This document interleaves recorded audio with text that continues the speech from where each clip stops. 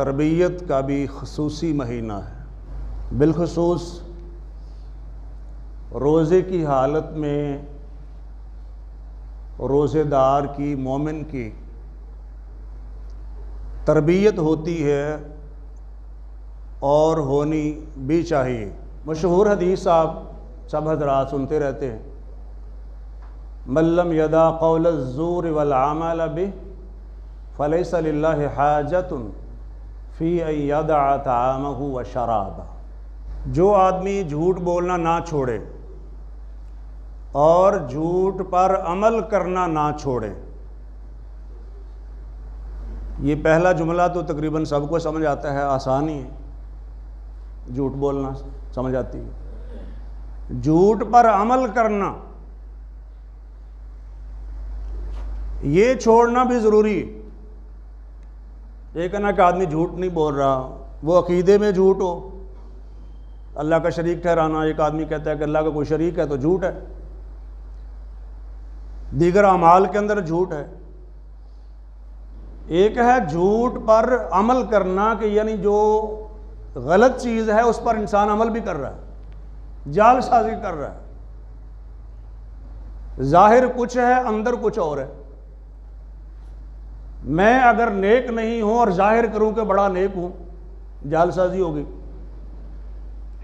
میری دکان پر پڑی ہوئی چیز ایک نمبر نہیں ہے لیکن شو یہ کرواتا ہوں کہ ایک نمبر ہے، جال سازی ہوگی۔ میں کنگلا آدمی ہوں، لوگوں میں ظاہر کرتا ہوں کہ ہم بڑے سیٹ ہوتے۔ جھوٹ پر عمل کرنا کیا ہے؟ اسی پر آپ قیاس کرتے جائیں، بے شمار ایسی چیزیں ہیں جو آپ کو سوسائٹی میں ملیں گی، خاص کر جہاں جہاں کیمرہ چل رہا ہوتا ہے۔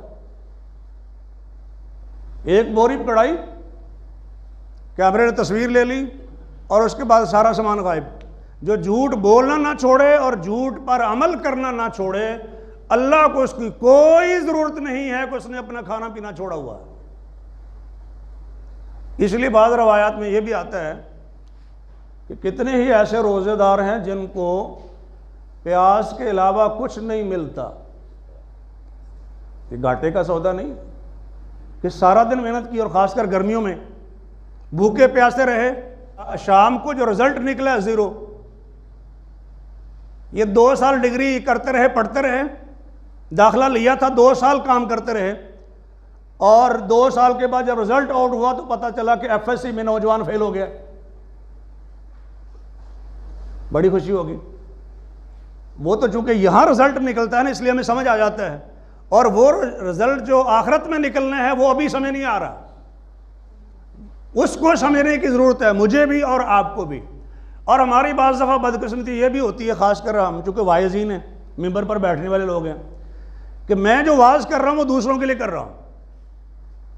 حالانکہ ہونا یہ چاہیے کہ سب سے پہلے وہ نصیحت میرے لیے اور پھر باقی لوگوں کے لیے۔ اب دیکھ رہے ہیں صحیح بخاری کی روایت میں نے آپ کو سنائی، اور اس کے ساتھ ایک اور حدیث ایڈ کر لیں تاکہ مزید بات واضح ہو جائے۔ جس آدمی نے روزہ رکھا ہوا ہو، اگر کوئی بندہ اس کو گالیاں دینا شروع ہو جائے، آپ نے روزہ رکھا ہے، میں نے رکھا ہے الحمدللہ، یا یہ کہ لڑائی کرنا شروع کر دے۔ آپ دیکھتے ہیں خاص کر افطاری کے وقت زیادہ لوگ لڑتے ہیں، جلدی انہوں نے گھر پہنچنا ہوتا ہے اور اتنی تیزی دکھا رہے ہوتے ہیں کہ وہ 10 منٹ لڑائی میں لگا دیے، روزہ وہیں کھل گیا۔ اور حکم کیا ہے؟ جس آدمی نے روزہ رکھا ہوا اگر کوئی شخص اس کو گالیاں دے یا اس سے لڑائی کرے تو کیا کہے؟ کوئی شخص اس سے لڑنا شروع ہو جائے، اسے گالیاں دینا شروع ہو جائے، اچھا جی کیا بتایا آپ نے مجھے، کیا کہنا چاہیے اس کو؟ سارے نہیں بولے جی، کیا کہنا چاہیے؟ ان امرؤ صائم، ان امرؤ صائم۔